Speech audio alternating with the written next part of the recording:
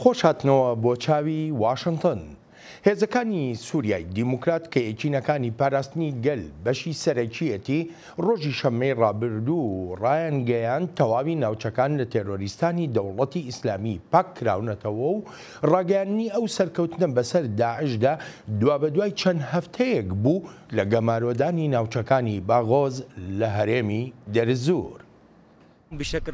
بە فەرمی کۆتایی هاتنی کە لەشکریەکانی دژی تیرۆریستانی ڕێکخراوی داعشمان ڕاگەاندووە. ئێستا ئێمە لەناو باغۆزین، واتە ئەو شوێنەی شەڕی قورسی خۆناوی تێدا ڕوویدا، واتە ئەو شوێنەی کۆتایی هێنرا بە خەونی دەوڵەتی خلافەتی ئیسلامی، یعنی ئەو شوێنەی کە داعش تێدا کۆتایی پێهات. وڵاتانی ڕۆژاوا و وڵاتانی ئەندامی هاوپەیمانێتی نێونەتەوەی دژی داعش بە زوویی خۆشحاڵی خۆیان دەربڕی بەو سەرکەوتنەی هێزەکانی سووریای دیموکرات کە بە پشتیوانی هێزی ئاسمانی هاوپەیمانان لە نزیکەی 5 ساڵ لەمەوبەرەوە شەڕی دژی دەوڵەتی خلافەتی ئەبوبەکر البەغدادی و ڕێکخراوە تێرۆریستیەکەی دەوڵەتی ئیسلامیان دەکرد.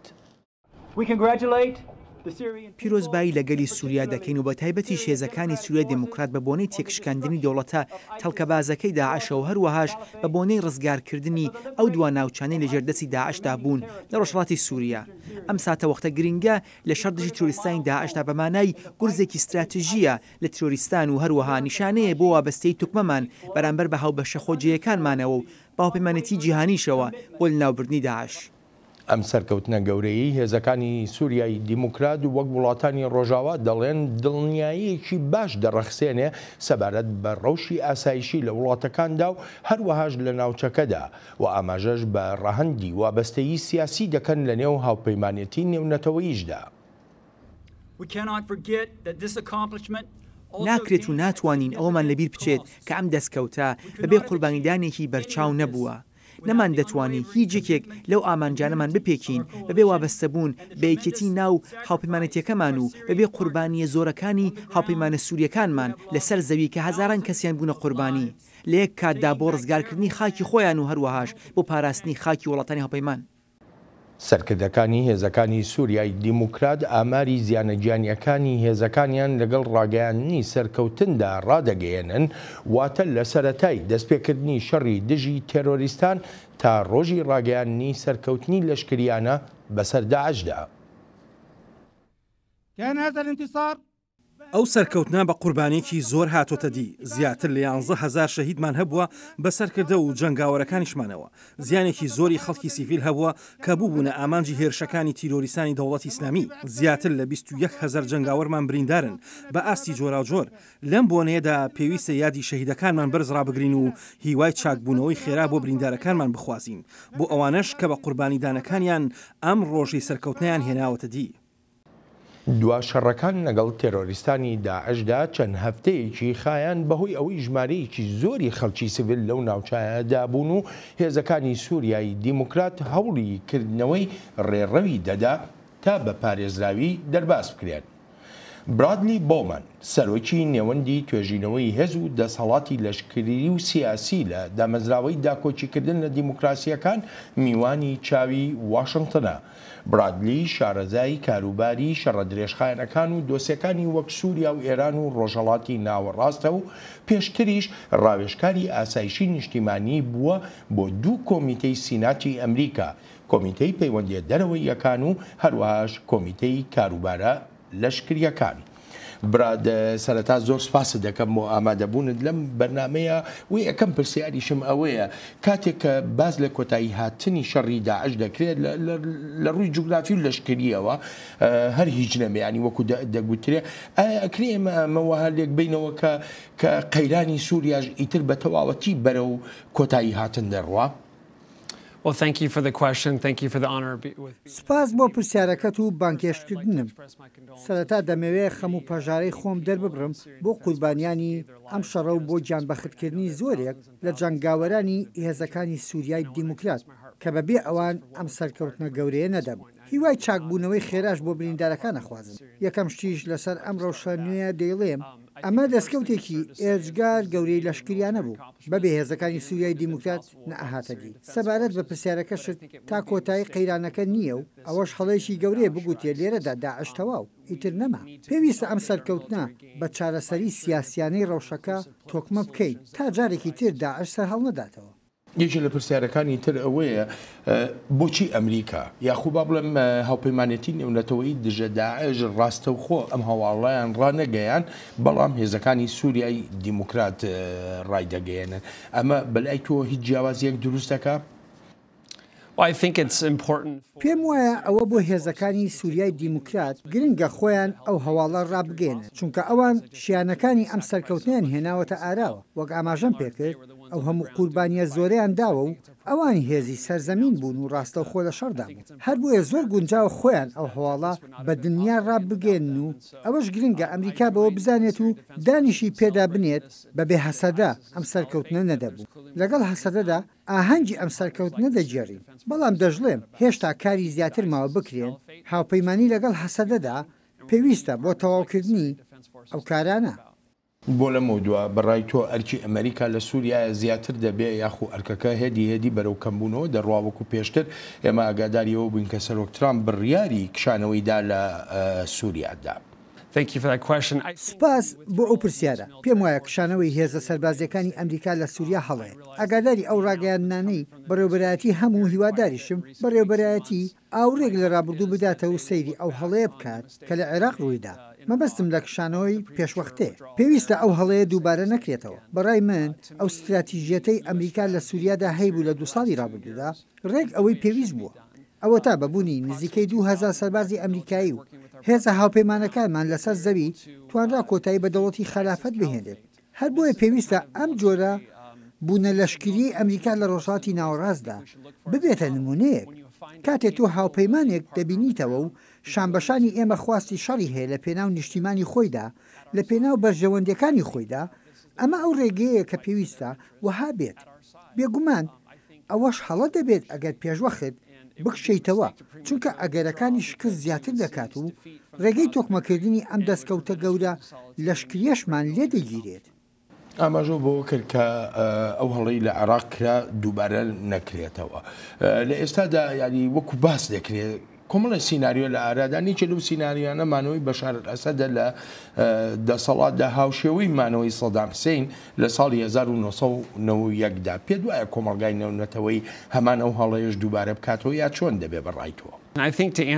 باشترین وەڵامێک بۆ ئەم پرسیارەت ئەوەیە هێندەی بتوانم بگەڕێمە دواوە و سەیری ئەو ڕەوشە بکەمەوە کە داعشی تیادا دروست داعش لەنەوە ئەو خەڵکەدا دروست بوو کە خۆیان بە لە پەراوێزنراو دەدی خەڵکێک نوێنەرایەتیان نەبوو بە تایبەتیش کاتێک لای ڕژێمەکانەوە دادگایی دەکران هەر بۆیەشە ناتوانم بڵێم کۆتایی تەواوەتی داعش دەبینم لە سووریادا تا ئەو جێی ئەسەد لە دەسەڵاتدا بێت بەڕاستی پێتی بڵێم ناتوانم بیر لەو سیناریۆیە بکەمەوە کە بڵێم لە مەودای دووردا داعش سەرهەڵ ناداتەوە ئەگەر ئەسەد لە دەسەڵاتدا بێت جا ئەمەیان چۆن دێتە ئەمە بۆ پرسیارکردن ئاسانە وەک لە کردنی و پرسیارێکی قورسە من بۆ خۆم لەگەڵ بەکارهێنانی هێزی لەشکریدانی بۆ گۆڕینی ڕژێمەکان بەڵام بڕوان بەوەیە بۆ درێژەدان بە شکستەکانی داعش پێویستی بەوەیە بەشار ئەساد دەسەڵات جێبهێڵێت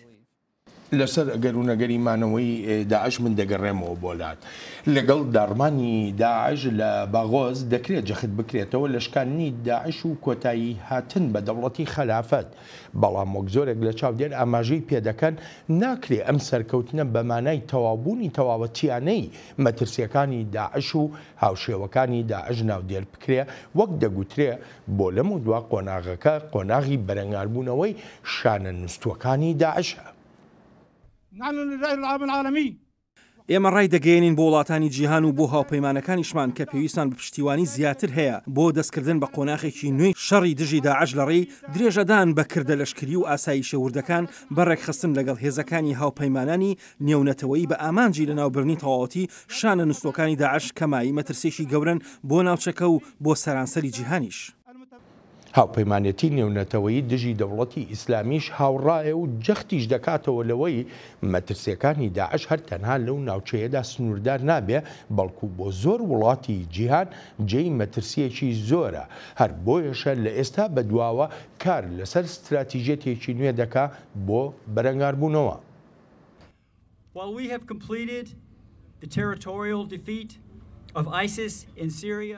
لە کاتێکدا ئەرکی شکست پێهێنانی داعشمان لە ناوچەکاندا تەواو کرد لە هەردوو وڵاتی سووریا و عێراقیشدا، بەڵام هێشتا کارێکی زیاترمان لە بەردەمدا ماوە بۆ لە ناوبردنێکی تەواوەتی داعش. ئێمە دڵنیاین لەوەی هەڵمەتەکانی ناوبردنی داعش تەواو نەبووە. پاشماوەکانی دەوڵەتی ئیسلامی یان داعش هێشتا هەڕەشێکی بەرچاون لە ناوچەکەدا بەرامبەر بە ئەمریکا و هاوبەشەکانمان و هاوپەیمانەکانیشمان.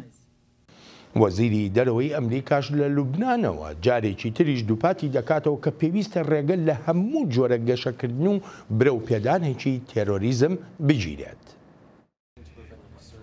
ئەرکێکەمە ناگۆڕێت هێشتا کاری ترمەوە بکرێن بۆ دڵنیابوون لەوەی تێروریستانی ئیسلامی ڕادیکالی ناتوان جارێکی تر گەشە بکەنەوە. هێزەکانی سووریای دیموکراتیش پێدەچێت لە ئامادەیەکی بەرچاودا بن بۆ بنەبڕکردنی هەموو شتێکی داعش و بەتایبەتیش شانە نووسوەکانی ئەو ڕێکخراوە تێرۆریستیە. ئەولی جغرافی بداوی دەبێ ڕاستە و حقیقەتەکە ئەمە داعش ئەم بێژن گشتی بداوی دەبێنەوە چونکە پشتێدا بە حەزارن خەلیە هەنە بە حەزارن ئینسان پێوەگرێداین حەینەوە کار دەکەن و ڕۆژەنەژی لە هەمبەر گەلێن سیڤیل پشتێدا چالاکی دەبێت. سەرکردەکانی هێزەکانی سووریای دیموکرات نایشارنەوە لە پاش ڕزگارکردنی باغۆز و کۆنتڕۆڵکردنی تەواوەتی مۆرگاکانی داعش هێشتا هێزەکانیان هاوکاتی ئاهەنگگێڕانی سەرکەوتنەکەیان بەڵام بەردەوامن لە گەڕان و کێوماڵکردنێکی تەواوی ناوچەکەدا. داوی کامپ یانجی بناوێکتن مخەیەم یەک و دەستی داعشدا بوو دۆ bi tamamî ket destê kontrola şervanên qesedê YPG ana şervanên qesedê YPG di kampê de operasyon dikin dibe ku hinekî çete di tunelan da bimînin ji ber ku jinûba êrişê li hemberê şervanan bikin vekî operasyonê paqijkirinê berdewam dike. براد وەکو جۆمان لێبوو ئەماژەیەکی زۆر هەیە کە ڕاستە لە ڕووی جوگرافیەوە و هەروەها لە ڕووی لەشکریەوە داعشتەوە بەڵام مەترسیە گەورەکە لە خانە نووسوەکانی داعشدایە چ جۆرە استراتیژیەتێک پێویستە هەم بۆ هەسەدا و هەم بۆ هاوپەیمانێتی دژی داعش. لەگەڵ دارمانی دەوڵەتی خەلافەتدا بەداخەوە قۆناغێکی تری یاخیبوونی داعش دەبێت بۆ شکست پێهێنانی ئەو یاخیبوونەش پێویستمان بە استراتیژیەتی بەرەنگاربوونەوە هەیە. خاڵە سەرەکیەکانیش بۆ بەرەنگاربوونەوەیەکی چالاکانە و کاریگەر بوونی حکوومەتێکی فرەیی و پەرەسەندنە. جا بەرەنگاربوونەوەی داعش لە قۆناغی داهاتوودا دەکەوێتە سەر ئەو دووڕەهەندە. ئەڵبەت وەک چۆن حکوومەتی وڵاتەکە گرنگە ئاوەهاش حکوومەت و دەساتە خۆجیەکانیش گرنگن. گەشەکردن و دەرفەت ڕەخساندن پێویستن هاوکاری و یارمەتیدان ڕێگر دەبن لەسەر سەرهەڵدانەوەی داعش. تۆ پێشتر ئاماژە بۆ کرد کە هیواداری ئەمریکا لەو ناوچەی جیهاندا نەکشێتەوە لە سووریا نەکشێتەوە بەڵام وەکو گریمانەیەک دایبنین بڵین ئەمریکا کشایەوە. ئەوروپا بۆ نمونەیە هیچ وڵاتێکی تر هەیە بتوانێت جێی ئەمریکا و ئەرکەکانی ئەمریکا بگرێتەوە؟ هیوادارم هەبێت ئاگادارم کە وەزارەتی دەرەوەی ئەمریکا لە هەوڵدایە و دەگەڕێت بە شوێن هاوبەشدا تا بێتە پێشەوە و لەم قۆناغی داهاتوودا یارمەتی بڕەخسێنێت بۆ ئەمریکا بۆ هاوپەیمانەتی نێونەتەوەییش دژی داعش و هەروەهاش بۆ جەنگاوەرە ئازاکانی هێزەکانی سووریا دیموکراتیش کە شکستیان بە داعشێنە. هیوادارم ئەو وڵاتانە و کۆمەڵگە دیموکراتیەکانیش بەوە بزانن کە لە قۆناغی داهاتوشدا پێویستیان پێیان هەیە. من بۆ خۆم نامەوێت سەربازە ئەمریکیەکان یەک ڕۆژ زیاتر لە سووریا بمێننەوە گەر پێویست نەک چەند زووتر بگەینە ئەو خاڵەی کە حکوومەتە خۆجیەکان دەتوان لەسەر پێی خۆیان ڕاوەستن. ئەلبەتە ئەوە باشترە بەڵام دێڵێمەوە نامەوێت هەرگیز ئەو هەڵەیە لە دۆسی عێراقدا کرا ببینمەوە. پێشم وایە پێویستە ئەو شتەی بڕیار لە قۆناغی کشانەوەی ئەمریکا دەدات لە سووریادا خشتێکی سیاسی نییە یان کەی هەڵبژاردننی داهاتوو دەکرێت یان کەی بەرژەوەندیمان نامێنێت. نا ئەوانە نین بەڵکو ئەو ڕەوشە بڕیار بدات کە لە ناوچەکەدا هەیە. بێگومان ئەمەش بە ڕاوێشکردن لەگەڵ سەرکردە لەشکریەکاندا و بەپێی ئەو بەرژەوەندیە نیشتیمانیانەی لەگەڵ هێزەکانی سووریای دیموکراتدا هەمانن. پێت وایە تورکیا ئەلەم هەلوو مەرجەدا بتوانێت شتێک بکات لە ناو سووریادا چکە جیاواز لە هەموو جارێکی تر هەر پەرسەندنێک لە سووریادا ڕووی بدایە تورکیا یا سەرۆکی تورکیا با بڵێم ڕەجەب تەیب ئەردۆغان دەست بەجێ لێدوانی هەبوو بەڵام هەتا ئێستش کە ئەم بەرنامەیە تۆمارەکەین من بۆ خۆم هەریج نەبێ جۆم لە هیچ ڕوانینێکی ئەردۆغان نەبووە لەسەر ئەم بابەتە. بۆ لەمە دوات تورکیا چۆن چی دەکات لە سووریا؟ بۆ خۆت هەروەها بینەری ئەم بەرنامەیەش دەزانن تورکیا ئەندامی ناتۆیە بەڵام لە زۆر ڕوانگەوە وەک هاوپەیمانێکی ناو ناتۆ کار ناکات. ئەگەر سەیرێکی پلانەکانی ئەردۆگان بکەین بۆ کڕینی موشکی S-400 لە مۆسکۆ، ئەوە ڕەفتارێکی چاوەڕوانکراو نییە لە ئەندامێکی ناتۆ، چونکە ناچیت چەک لەلایەنێ بکڕیت کە بەردەوام هەڕەشە و مەترسیە بۆ سەر هاوپەیمانەتێکی لەشکریانە. کاتێک سەیری ئەوە دەکەین ئەردۆگان چۆن خەڵکی ئەمریکایی بە بارمتە دەگرێت بۆ نمونە قەشە ئەمریکیەکە، هێرشەکانی ئەردۆگان بۆ سەر هێزەکانی سووریای دیموکرات، ئەمانە کردداری چاوەڕوانکراو نین لە هاوپەیمانێکتەوە. بەڵێ ڕاستە تورکیا وڵاتێکی گرنگە لەشکرێکی بەهێزی هەیە، بەڵام لە زۆر سۆنگەوە ئەردۆگان خزمەتی بەرژەوەندەکانی تورکیای نەکردووە. هەر بۆیە گرنگە هێزی سەربازی ئەمریکا لە سووریا بمێنێتەوە، چونکە مانەوەی سەربازەکانمان لەوێ باڵادەستیمان دەداتێ. ئەو باڵادەستی دەشێت بۆ هەنگاوی باش بەکات بهێنرێت وەک ڕێگەگرتن لە سەرهەڵدانەوەی داعش بۆ کارکردن لەگەڵ هاوپەیمانە گرنگەکانماندا لە ناوچەکان و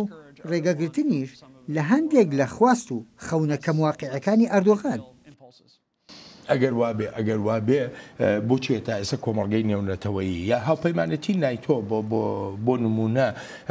نەهاتن بۆ نمونە فشارێ بخەنە سەر تورکیا ئافرین بەجێ بێڵێ.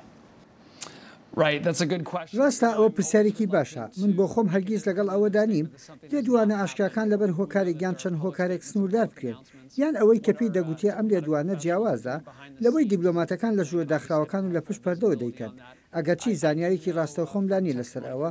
بەڵام لە ڕێی دانیشتەکانی ناو کۆنگرێسە و لە دانیشتەکانمدا لەگەڵ کاربەدەستانی وەزارەتی دەرەوەدا زانیمە ژمارەیە گوتوێژی تایبەت هەبوون لەگەڵ ئەنکەرەدا. دەزانین جیاوازی کلێنی ڕاستەقینە هەن لەو پەیوەندیەکانی نێوان ئەنکەرە و واشنگتندا. ئەو توێژانش درێژیان هەیە و هێندەی زانیاریەکانی من پێم وایە واشنگتن باڵادەستە لەو توێژەکاندا و بەبێ هیچ گومانێکیش ئەو توێژانە زۆر بزوێنەرتر دەبن ئەگەر درێژە بەمانەوەی خۆمان بدەین لە سووریادا. هەر بەهۆی ئەو هەڵوێستانەی تورکیاوە پێ دوایە ئەمریکا دوور بکەوێتەوە لە تورکیا چی دی وەکو هاوپەیمانێک سەیرینەکە بە خۆت دەزانی ینی تورکیا زیاتر بەرە و بەرەی ڕۆژهەڵات دەڕوا و لەگەڵ مۆسکۆدا زیاتر گونجاوترە لە ئێستا ئیتر نازانم بۆ دواتر چۆن دەبێت، بەڵام ئەمە چ جۆرە کاریگەریەکی دەبێت بەسەر ئەوەی کە ئەمریکا و تورکیا ناوچەکە بەرەو کوێ دەبن و بۆ ئەمریکا کامیان گرنگترە بوونی لە سووریا یا دۆستایەتیەکەی تورکیا. لە ڕووی تیۆریەوە ئەمریکا بژارەی خۆی لە نێوان ئەو دوو وڵاتەدا هەڵنابژێت. بە مەخابنەوە دەڵێم لە چەند ساڵی ڕابردوودا ئاراستەکان لەگەڵ تورکیادا باش نەبوون. وەک پێشتر باسم کرد هەندێک لە سیاسەتەکانی ئەردۆغان بە شێوەیەکی ئەرێنی لێرە لە واشنگتن نابینرێن. بە هەمان شێوەش لە ڕوانینی خەڵکی تورکیاشدا ڕەهەندی ئەرێنی نییە. ئەو جۆرە سیاسەتانەی ئەردۆغان لە خزمەتی خەڵکی تورکیادا نییە. بەرژەوەندی خەڵکی تورکیایە پەیوەندیەکی باشیان لەگەڵ ئەمریکادا هەبێت. بەڵام هەر هەنگاو بنیت بۆ نزیکبوونەوەی زیاتر لە ڤلادیمیر پوتین کە بەرژەوەندی خەڵکی تورکیای بەلاوە گرنگ نییە. ئەوە یانی ناچاکردنی ئەمریکا تا بڕیاری قورس بدات و پێشم وایە لە چەند مانگی داهاتوودا ئەم ڕاستیە دەردەکەوێت. کاتێک دێتە سەر بڕیاردان لەسەر موشەکەکانی جۆری S-400 سەرکردە لەشکریەکانی ئەمریکا دەڵێن ئەگەر ئەردۆغان ئەو سەودای لەگەڵ مۆسکۆدا بکات ئەوە پێویستە تورکیا لە ڕێکەوتنی فڕۆکەی جۆری F-35 دەربکرێت. قسە زۆرە لەسەر ئەمە. من بۆ خۆم هاوڕام لەگەڵ ئەو هەنگاوەدا کە لە ڕووی استراتیژیەوە گرنگە، چونکە گەرمتمانە بە ئەندامێکی ناتۆ نەکرێت تا پێشکەوتوترین فڕۆکەی ئێمەی هەبێت. ئیدی دەبێت بپرسین ئەی لە واقعدا ئەوە چ جۆرە هاوپەیمانێکە؟ ئەمریکا بەم ڕۆژەی ئێستەیەوە لە ناو ڕۆژهەڵاتی ناوەڕاستە و لە سووریاشدا بە تایبەتی دەتوانێت سووریا بپارێزێ، دەتوانێت هێزەکانی سووریای دیموکرات بپارێزێت لە هەر هێرشێکی تری دەرەکی ئێران بێ تورکیا بێ ینی هەر شوێنێکی تر بێ. من دڵنیام لەوەی لەشکری ئەمریکا کە هێشتا باشترین هێزە لە جیهاندا توانای تەواوی هەیە داکۆکی لە هاوبەشەکانمان بکات. دڵنیاشم ئەو تواناییەمان هەیە، تەنانەت ئەگەر هێزێکی کەمی سەربازیشمان هەبێت لە سووریادا. ئەلبەت ئەوە ئاسانتر دەبێت کە هێزمان ئەگەر بچووکیش بێت لە ناو سووریادا هەبێت هیچ گومانێکم نییە لەوەی ئەو تواناییەمان هەیە بیرمان نەچێت ئەوە کارێکی گەمژانە دەبێت گەر تووشیا شتێکی وەها بکات و پێویستیش ناکات وەها بکات دەکرێت ئەو شتانە لەڕێی دیبلۆماسی و لەسەر مێزی دانوستاندن چارەسەر بکرێن و هەر دەژبێت ئەو ڕێگایەنە بگرینە بەر هەر هێرشێکی تورکیا بۆ سەر هاوپەیمانێکمان کە ژیانی خۆی بەخت دەکرد بۆ بەرەنگاربوونەوەی گەورەترین هەڕەشە و مەترسی بۆ سەر وڵاتەکانمان کارێکی تابڵی ناژیرانەیە و هیواداریشم ئەم کێشانە لە ڕێی دیبلۆماسیەوە چارەسەر بکرێن ئێستاش یەکێک لە پرسیارە سەرەکیەکان ئەوەیە ئایا تێرۆریستانی داعش ئەوانەی لە باغۆز بوون یان خۆیان گەیاند بۆ ئەو ناوچانە چیان بەسەر هات ئایا توانیویانە دەرباز بن؟ بەهۆی هێرشەکانی هێزەکانی سووریای دیموکرات و پشتیوانیە چالاکانەکەی هێزی ئاسمانی هاوپەیمانەتی نێونەتەوەیی دژە داعش زۆرێک لە تێرۆریستانی دەوڵەتی ئیسلامی ناچارکراخواان ڕادستی هێزەکانی ئێمە بکەن و لە کاتێکدا بە سەدان تێرۆریستیان کوژران و بریندار بوون. وەگاماژەی پێدەکرێت ئەو داعشانە هەر تەنیان نەبوون بەڵکو کەسوکار و خێزانیشیان لەگەڵدا بووە وەک سەرکردەکانی هێزەکانی سووریای دیموکرات ئاماژەی پێدەکەن ژمارەیەکی زۆر بوون و باسیش لە زیانە گیانیەکانی هێزەکانی خۆشیان دەکەن لەم شەڕە چەند هەفتەیەی باغۆزدا. ژمارەی خێزانەکانی تێرۆریستانی خۆیان ڕادستی هێزەکانی ئێمە کردووە 29,600 کەسن و زیاتر لە 5,000 کەسیان تێرۆریستەکان خۆیانن. دووهەم ژمارەی ئەو تێرۆریستانەی لە کردە لەشکریە تایبەتیەکاندا بە دیلگیراون 520 تێرۆریستن. سێهەم ژمارەی ئەو خەڵکە سیڤیلی لەو ناوچانەی شەڕیان تێدا بووە نزیکەی 34,000 کەسی سیڤیل بوونە. چوارەم ژمارەی ئەو تێرۆریستانی کوژراون تا ئێستا 1306 تێرۆریستن ئەمە بێلەوەی ژمارەیەکی زۆریش برینداریان هەیە. پێنجەم ژمارەی شەیدەکانی ئێمە 82 شەیدن. شەشەم ژمارەی بریندارەکانی هێزەکانی سووریای دیموکراتی تا ئێستا 601 کەسن. ئەمانە وەک باز دەکرێت ئامارێکی سەرەتایین چونکە هێشتا لێرە و لەوێ ئەو ناوچەیە و شوێنەکانی تری دەوروبەری باغۆز وردە شەڕ هەن و هێشتاش سەختی و گرفتی تریشان لە بەردەم هێزەکانی سووریای دیموکراتدا. پێم وایە قورسە مەزەندە بکرێت کەی کردە لەشکریەکان تاوا دەبن. ئێمە هێشتاش ڕوبەڕووی ژمارەیەک سەختی دەبینەوە لەم کردە لەشکریانەدا. لەوانە ئەو ژمارە زۆرە مین و بۆمبانەی لەلایەن تێرۆریستانی داعشەوە چێنراون. هەروەها بوونی تونێلەکان و حاشارگەکانی داعش لە ژێرزەویدا و بۆ هێرشکردنە سەرهێزەکانمان بەکارهێنراون و هەروەهاش بۆ بەرگریکردن لە خوان بەکاریان دەهێنا. وێڕای ئەو ئاستەنگانە بەڵام هێزەکانی سووریای دیموکرات کە ئەمریکا پشتیوانی دەکا وەک سەرکردەکانی دەڵێن درێژەیان بە چالاکیەکانی خۆیان داوە و سەرکەوتنەکەیان هەر تەنها لە ئازادکردنی ناوچەکەدا ناوەستێت بەڵکو کێوماڵکردنی ناوچەکانیش بەشێکی گرنگە لە سەرکەوتنەکەیاندا. من لێکێداژی جیەکی هەری داوی دەستی داعشی دەما بوو بەخۆزە بچووک بوو ئیرۆ سەری سبێژێ لە هەمبەرێ باغوزە بچووک لە هەمبەرێ دبەک و هەنێک داعشتوەر منتقەیە تونێلیدا هەبن ئۆپەراسیۆندا دەست پێکردن ئۆپەراسیۆن هێزی بەردەوام دکە ئەو ئۆپەراسیۆن چەند سات داوام بکە هیچ تەمامی نەخویایی ئەما دەمێکی نێزیکدا ئەو ئۆپەراسیۆن خەلاص بێ. براد وەکو جۆمان لێبوو ژمارەیەکی زۆر لە دیلەکانی داعش هەن پێشتریش بەر لە ڕاگەیانی ئەم سەرکەوتنەی هێزەکانی سووریای دیموکرات بەسەر داعشدا ئاماژە بەو گرفتە دەکرا ئەم دیلانە چی لێ بکرێن وڵاتان بۆ وەریان ناگرنەوە. پێت وایە کۆمەلگای نێونەتەوەی دەتوانێت چی بکە لە بەرامبەر ئەو دیلانەی داعشدا؟ بەڵێ پێشتر قسەمان لەسەر ڕۆلی هاوپەیمانەتی جیهانی کرد و بەڵێ هاوپەیمانەتی نێونەتەوەیی دەتوانێت یارمەتی دەربێت چونکە زۆرێک لە چەکدارەکانی داعش لە دەرەوەی سووریاوە جا لەوانەیە لە وڵاتانی ئەوروپاوە یان وڵاتانی تری جیهانەوە چوبنە سووریاوە و زۆر کەس هیوادارە کە حکوومەتەکانیان ئەو گیراوانە بەرنەوە لای خۆی ئەمەش نەک هەر بارگرانی نییە بەسەر ئەو وڵاتانەوە بەڵکو دەرفەتێکە بۆ بەدەستێنانی زانیاری لەو گیراوانە و بەکارهێنانی ئەو زانیاریانە بۆ ڕێگەکردن لە هێرشی تیروستان بێلەوەش دەشێت وەک هەنگاوێکی پێویستیش لێ بڕوانێت بۆ ڕێگەگرتن لەوەی ئەو داعشان جارێکی تر بگەڕێنەوە شوێنەکانی شار یان هێرشی تری داعش لە ناو سووریا و لە ناو ئەمریکا و ئەوروپا و شوێنەکانی تریش. یعنی بەڕای تۆ هیچ دەرفەتێکەیە کە ئەو داعشە بیانیەکان بە تایبەتی بگەڕێنەوە بۆ وڵاتەکانی خۆیان لە ئەوروپا بێ لە هەر شوێنێکی تری دنیادا بێ.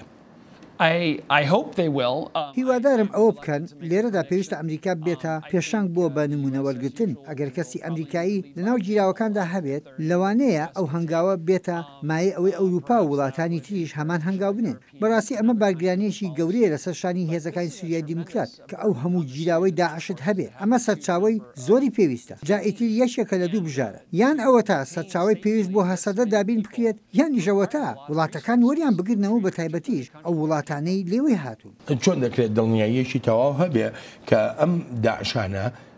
دادگاییەکی ئازاد و ڕەواژ دەکرێت لە وڵاتەکانی خۆیاندا.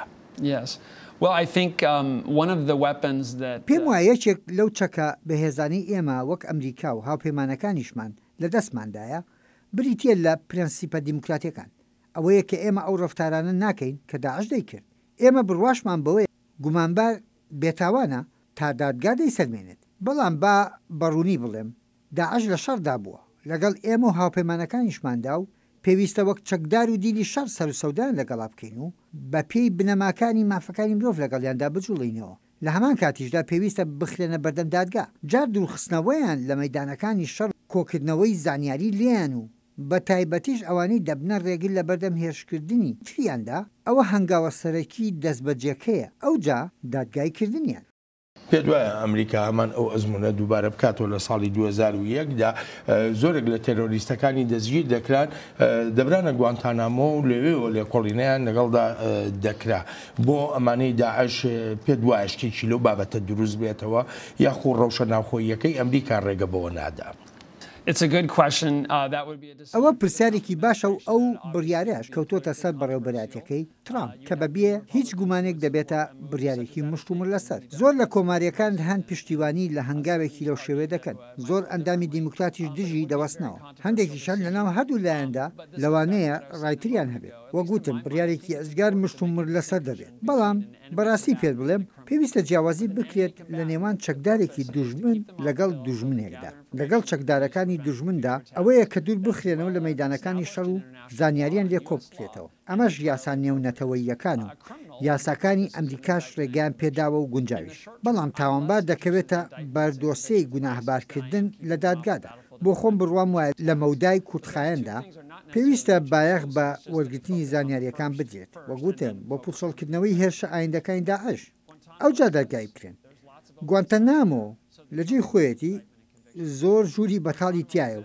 بەڕێوەبەراتەکەی ترامپ دەتوانێت ئەوە بکات بەڵام ئەوەیە لەناو ئەمریکادا دەبێتە بڕیارێکی هەر زۆر مشتومر لەسەر براد لێرەولەوێ قساکرێ ینی دەڵێن زۆرێک لەو تێرۆریستانەی کە لە سووریادا بوون خۆیان دەرباس کردو و گەیشتونەتە تورکیا هیوادارم تورکیا ئەو داعشانە دەستگیر بکات و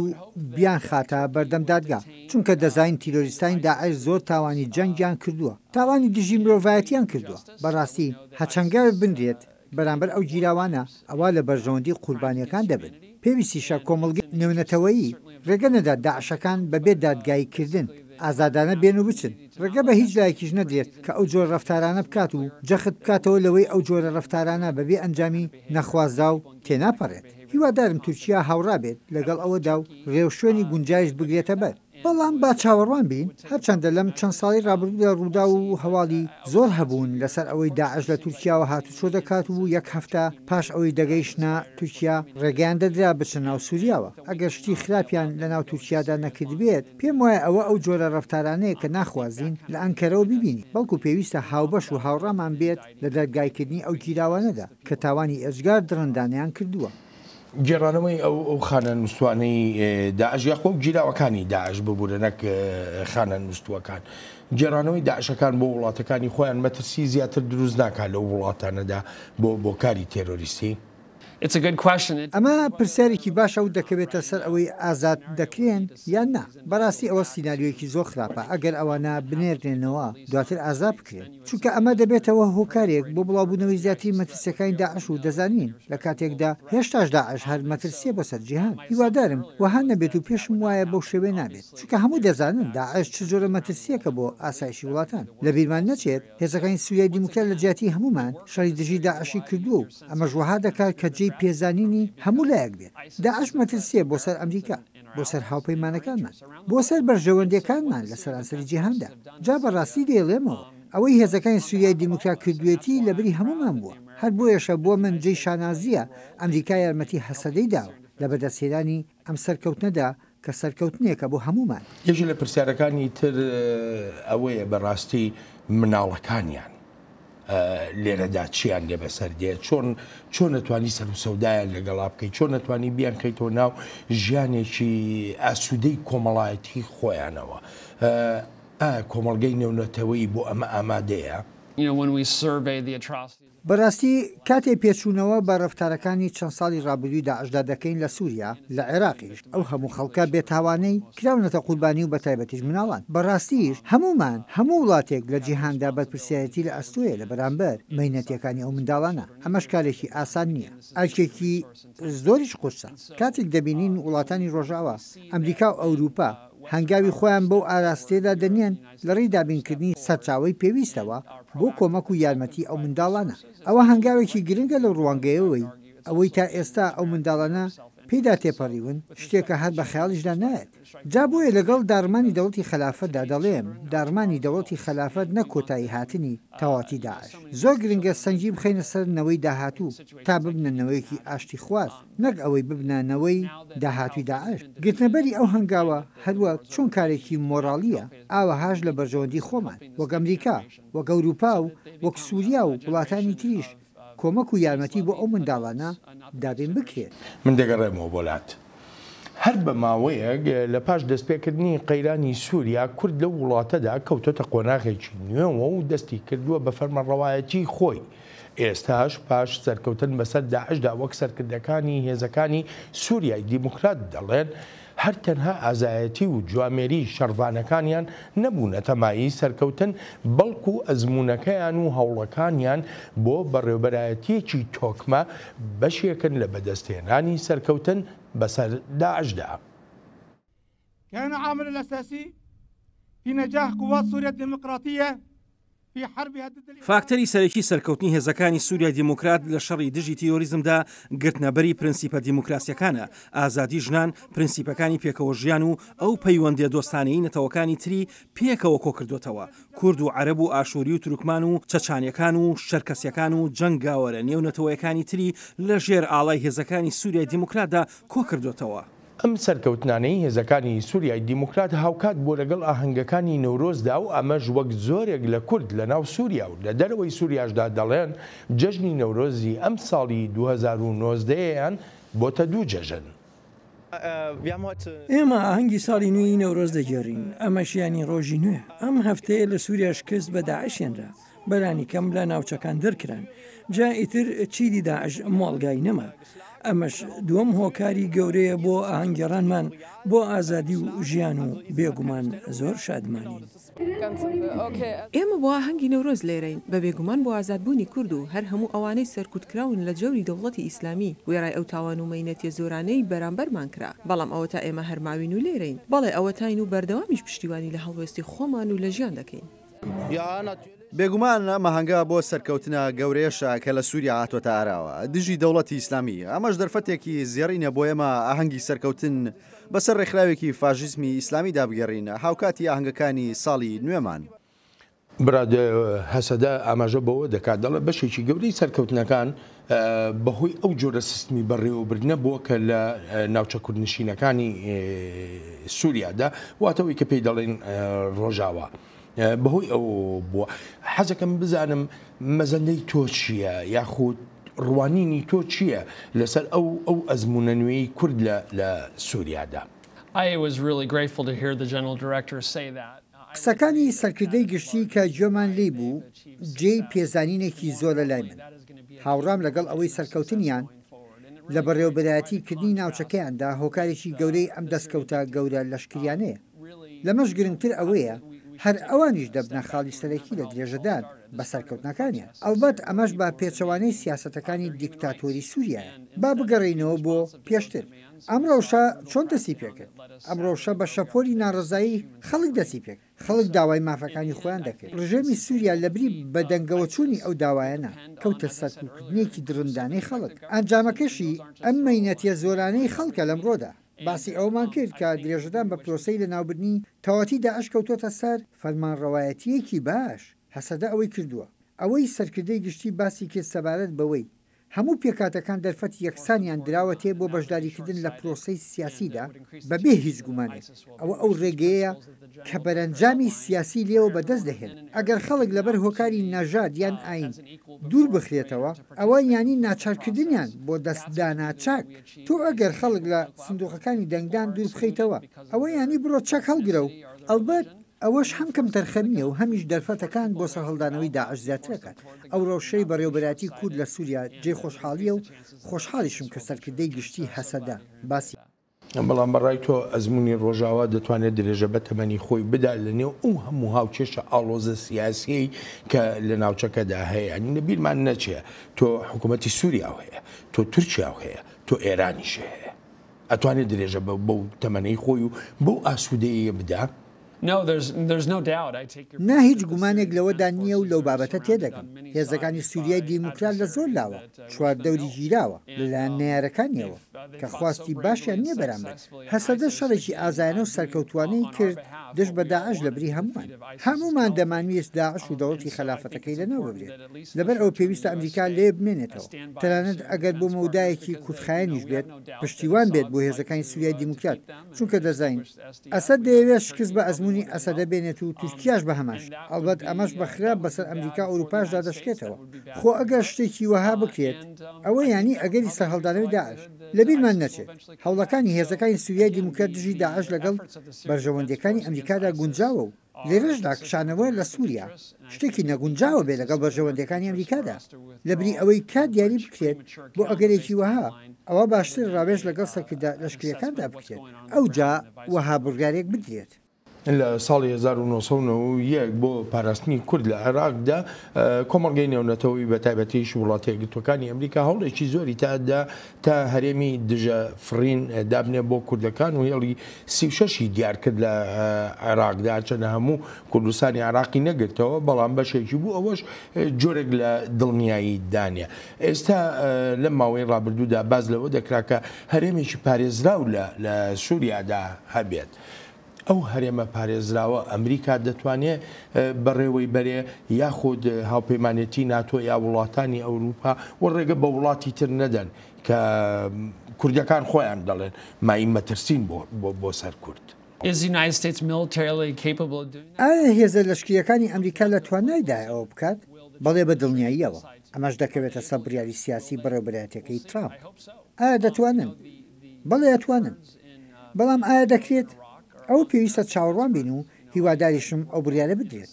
دەزانیت کورد لەو ناوچەیە بە یەکێک لە باشترین دۆستەکانی ئەمریکادا دەنرێت من بۆ خۆم 8 بۆ 9 ساڵ لە سیناتی ئەمریکادا کارم کردووە سیناتۆر لینسی گراهام چەند جارێک بۆ نمونە سەردانی هەرێمی کوردستانی کردووە و کە داهاتەوە دەیگوت کورد باشترین دۆستی ئەمریکان لە جیهان جا لە ڕوانگەی بەرژەوەندی ئەمریکا و پشتیوانیکردنی ئەوانەی پشتیوانیان کردووی هەنگاوێکی دروستە ئەوە هەندانی دۆستایەتیە و ئەو دۆستایەتیەش بە های هاوبەشی هەیە لە ڕووی مۆڕاڵیشەوە ئەوە بڕیارێکی زۆر باش دەبێت تا پشتیوانی ئەوانە بکەیت کە شانبەشانی ئێمە شەڕیان کردو و گیانیان بەخت کردووە بڕیارێکە سوودی دەبێت بۆ ئاسایشی نیشتیمانیمان چونکە خەڵک سیر دەکەن جیهان سیرەکەن سەیری ئەوە دەکەن ئایا ئەمریکا بە چ شێوێک سەر و سەودا لەگەڵ دۆست و هاوپەیمانەکانیاندا دەکەن ئایا بەکاریان دەهێنێت دواتر دەڵێن خۆحافیستان بێ کاتی ئاماجەکە دەپێشین و ئیتر هەموو شتێک تەواو یان دەڵێیت ئێوەمان بینی شانبەشانی ئێمە شەرتان دەکرد قوربانیتان دەدا فازگوزارین بۆ هەوڵەکانتان بە باشترین شێوە بتوانین چاکەتان دەدەینەوە و هەوڵەکانتان بەرز دەنرخێن جا ئەگەر ئەمریکان نابەرپرسانە کات بکات ئەوە چ جیاوازیەکمان لەگەڵ مۆسکۆدا دەبێت کە داکۆشی لە ئەسە دەکات داخوازم لە ئایندەدا خەڵک لە ڕۆژهەڵاتی ناوڕاست بڵێن ئەمریکا پشتیوانی لە هاوپەیمانەکانی دەکات و پشتیان تێ ناکات جا بزانین لە چەمانجی داهاتوودا بەڕێوەبەرایەتەکەی ترامپ چیەکات پرسیارێکی تریشمان لەسەر ئەو ڕۆژە ئەوەیە دانانی کورد بە باشترین دۆست لەلایەن ئەمریکا لەلایەن وڵاتانی ڕۆژاوە بەسە بۆ پاراستنی کورد لەو ناوچەیەدا هیچ گومانێکم نییە لەوەی ئەمریکا دەتوانێت کورد بپارێزێت وەک چۆن پێشتر کوردی عێراقمان پاراست ئێستاش دەتوانین بیکەین ئەمەش وەک باسم کرد کەوتۆتە سەر بڕیاری سیاسی و ئەمەش بێگومان لە بەرژەوەندی ئەمریکایە و هیواداریشم بەڕێوەبەرایەتەکەی ترامپ ئەو ڕاستیە ببینێت زۆر بە خێرایی پێم بڵێ کورد پێویستە چی بکە؟ پێویستە کورد درێژە بەکارکردنی خۆی بدات لەگەڵ هاوپەیمانەکانیدا تا ئەوەندەی دەکرێت حکوومەتێکی فرێی و کاریگەر پێک بهێنرێت ئەلبەتە ئەماش یارمەتیە بۆ دڵنیاییدان بەوەی کە داعش جارێکی تر سەهەڵ ناداتەوە. برات زۆر سپاس. تا بەرنمەیەکی تری چاوی واشنگتن ڕێز و خۆشەویستی ستافی بەرنامە و هی خۆیشم بەڵێن ساڵح پەسەند بفەرمونون و کاتێکی خۆش بۆ هەمووان دەخوازم.